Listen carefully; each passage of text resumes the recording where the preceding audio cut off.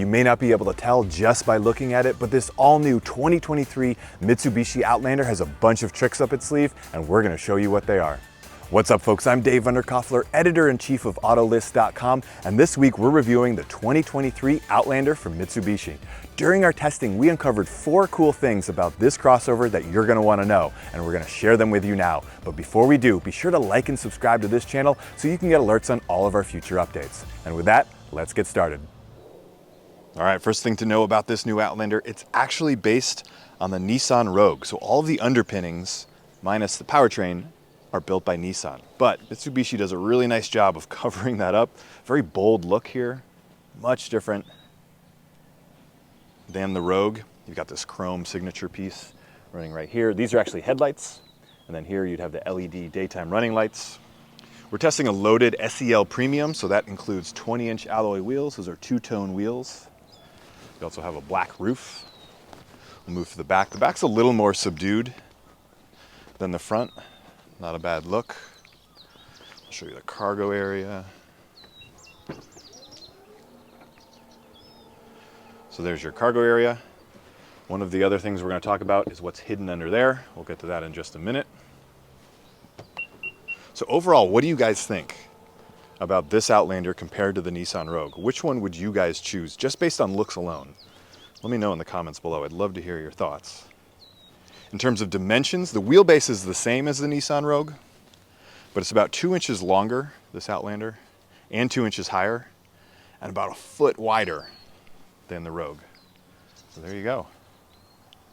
Second thing to know, this is actually a plug-in hybrid. I know it may not look like it, but you've got 2 electric motors and a 2.4 liter inline 4-cylinder engine that together make 248 total horsepower and 332 pound-feet of torque. You also have standard all-wheel drive. This is rated by the EPA at 64 miles per gallon equivalent. You also have 38 miles of all-electric range. So how does all that feel on the road? Let's go take it for a drive.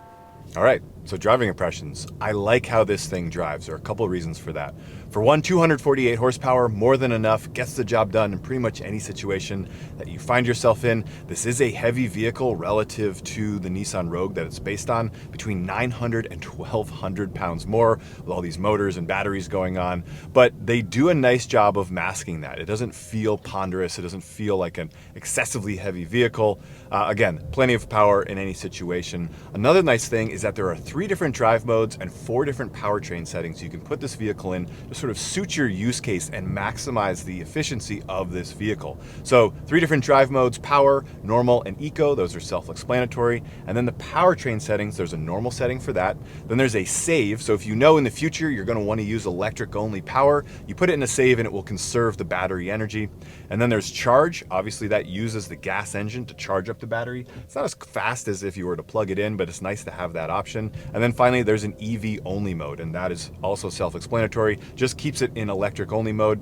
I've been using that when I've been commuting to work. I charge at work, I drive home. I haven't used any gas. I've had this vehicle for about a week. I've used, driven at 120 miles. The gas gauge hasn't moved. And that's the beauty of plug-in hybrids. It's that during the week you can drive to and from work, use electric only power, never need gas, save some money that way. And then during the weekend, you throw the family in the car, take a road trip, and you don't need to stress about range anxiety or the charging infrastructure. This is just a normal gas car. I love that combination. Finally, the Outlander is nice just because it's comfortable to drive. It has nice handling, good road manners, not a lot of wind and road noise coming through into the cabin. The seats are very supportive, good bolstering on these. Steering feels good. As I mentioned, the brakes feel very natural. So overall, setting aside the fact that this is a plug-in hybrid, just as a general vehicle to drive every day, it's really nice. All right, third thing to know about the Outlander, it has 3 rows of seats. Hidden under here is a 3rd row.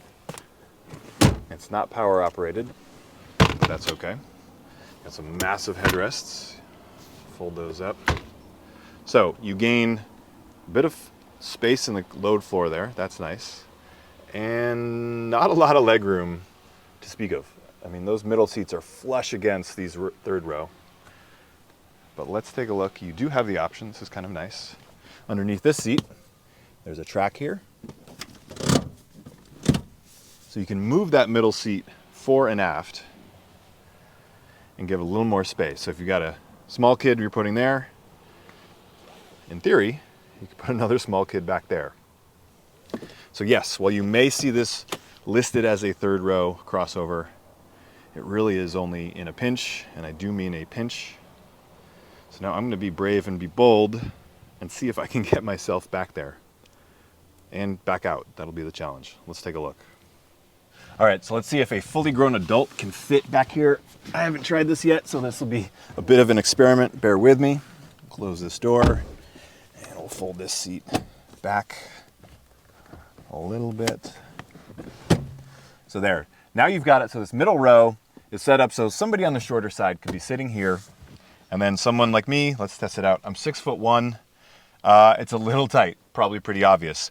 Not a lot of room for my toes, but my leg room, I'm actually pleasantly surprised. There's a decent amount of room for my legs. Obviously where it's really tight is headroom. Yeah, I wouldn't want to spend a lot of time back here. But this is a good place to put teenagers who haven't hit their growth spurt, younger kids. It's nice to have this third row just as peace of mind. If you don't use it, that's fine. You keep these folded flat. It's kind of a rare feature in this segment. Most models, most competitors of this Outlander are just going to offer 2 rows. So that's kind of a nice trick. As I mentioned, up this Outlander sleeve, you've got this third row just in case you need it.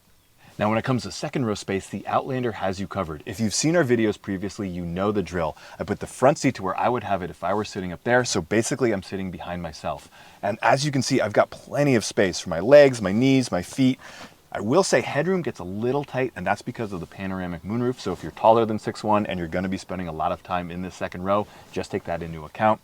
Otherwise, this is a very comfortable place to be. Mitsubishi has put in some nice features. There's pockets in the back of the seat, great storage there. Because this is the loaded SEL Premium, we've got 3-way heated seats for the outboard seats and our own temperature control. And we've got a nice sunshade right here. That's kind of nice. And as I mentioned, these seats do slide fore and aft, and they recline. So that's a nice bit of adjustability for extra comfort. All right, finally, fourth thing to know about the Outlander, it gets expensive, but it doesn't have to, right? Like I mentioned, we're in the fully loaded SEL Premium, bunch of options. This one is about $51,000, including destination for everything you see here. That includes some of the higher trims. This is a 9-inch color touchscreen that has wireless Apple CarPlay, wireless Android Auto. There's the general menu. I like that there are menu buttons down here. These are physical buttons. You also have physical knobs. That's pretty nice. And then pretty good screen. It did reset once on me this morning, but otherwise it's been perfectly fine. Lower end trims will get an 8-inch screen here, but it will largely look the same. All Outlanders get a 12.3-inch configurable display here. It's a pretty nice setup. And then our loaded model, again, we've got heated seats here. Not cooled. You think maybe $51,000 you'd get cooled seats, but nope. 3-zone climate control, which is nice. You've got the rear control right there.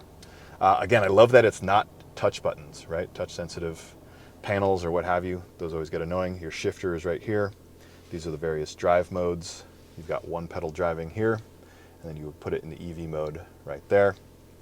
Our loaded tester, other features, massaging seats. The button is way over there. Probably the worst massaging seats I've ever felt, so just skip them. But really comfortable seats, quilted leather, really nice contrast stitching there. There's additional stitching on the dashboard. Just gives it a really nice upscale feel.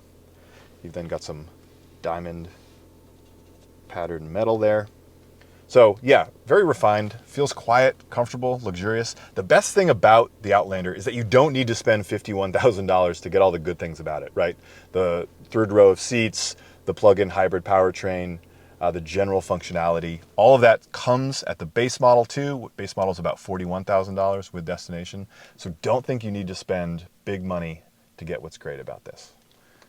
And then we do have a moonroof there. So there you have it. What do you guys think? 51 grand? Would you spend that much on this?